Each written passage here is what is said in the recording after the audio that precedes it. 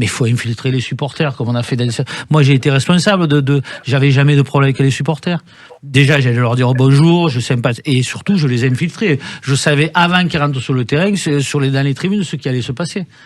Mais ça, c'est des gens spécialisés, c'est pas moi. Moi, je suis pas bon aussi, je suis comme les autres. Mais il faut prendre des gens. Moi, quand j'avais Bernard Squarcini, ancien patron de la sécurité en France avec moi, qui est un ami, il sait de quoi il parle. Tous, ils parlent tous les soirs de ça, mais ils peuvent en parler pendant des années. Et c'est l'inverse. Pourquoi c'est un coup de gueule? À force d'en parler comme il faut entre eux, dessus, gna gna. Mais et il ne se passe rien, c'est ça que mais il se passe pas bien, c'est qu'ils argumentent le truc, il y en a de plus en plus. Ils vont arrêter tous les matchs. Alors le week-end, encore pour le foot, malheureusement, par passion du foot, je parle. Mais on va arrêter tous les matchs, parce que là, ils rigolent tous. Mais au Havre, il y a un problème. À Marseille, il y a un problème. À Saint-Etienne, il y a un problème. À Paris, il y a un problème. Il faut que les clubs soient courageux aussi. Je pense qu'aujourd'hui, les clubs ont perdu un peu de leur autorité vis-à-vis des supporters qui peuvent être aussi violents, impressionnants ou intimidants. Ça, je le reconnais. Mais c'est dommage d'en être arrivé là, parce que il y a un moment, t'es patron de ton club, tu dois maîtriser, tu dois gérer, et tu dois gérer ça de manière assez autoritaire, d'une manière ou d'une autre. Il faut savoir régler le problème. Et je trouve que c'est pas normal que j'ai joué, nous on avait des problèmes à l'époque, et aujourd'hui je m'aperçois que rien n'a changé. C'est pas aussi simple que ça. Moi je suis totalement d'accord avec Michel. Moi par expérience personnelle, j'ai passé 10 ans dans le stade, j'ai créé 2 groupes de supporters, dont un qui a quand même eu des actions relativement violentes, c'est les Magic Fans à Saint-Étienne. Et avant les Fighters. Moi, ce que je constate, et Daniel a bien raison de le rappeler, c'est 1, ça s'est pas arrangé, 2, ça s'est même dégradé.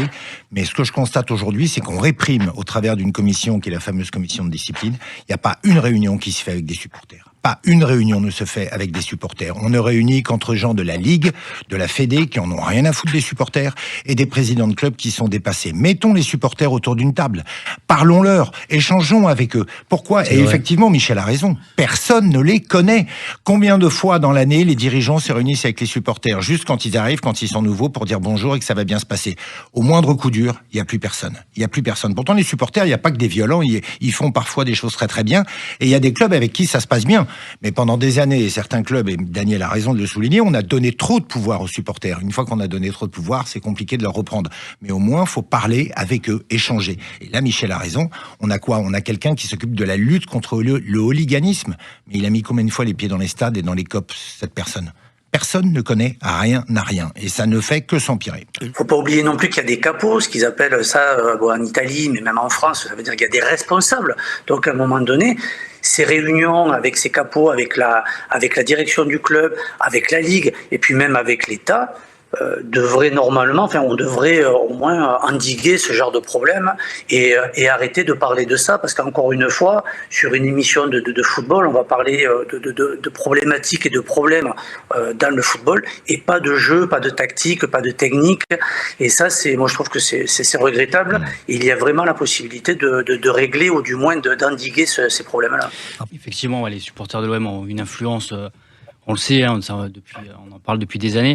Après, je pense que c'est aussi au club, comme on le disait précédemment, c'est aussi au club d'agir. Lors du dernier match entre l'OM et Auxerre, je ne sais pas si vous vous rappelez, il y a eu une journaliste bord-terrain de DAZN qui a reçu un projectile sur la tête. En Bourgogne, exactement. Du coup, la commission de discipline s'est réunie et traitera le dossier dans 15 jours, comme elle a l'habitude de le faire. Et sitôt le match terminé, on nous a montré les images de ce qui s'est passé. Donc ça veut dire qu'ils savent exactement d'où ça vient, comment les choses se passent, qui fait ce genre de choses. Et voilà, sauf qu'il faut qu'ils prennent leur responsabilité et le courage. Ne feront rien contre je pense que la Ligue va sévir comme elle a l'habitude de le faire. Elle va sans doute décréter soit une amende, soit un huis clos, comme elle a pris l'habitude de le faire ces derniers temps. Mais est-ce que c'est des décisions qui vont dissuader ce genre de comportement par la suite? On voit pour l'instant que c'est pas le cas. Donc malheureusement, j'ai l'impression que on est voué à continuer ce genre de choses.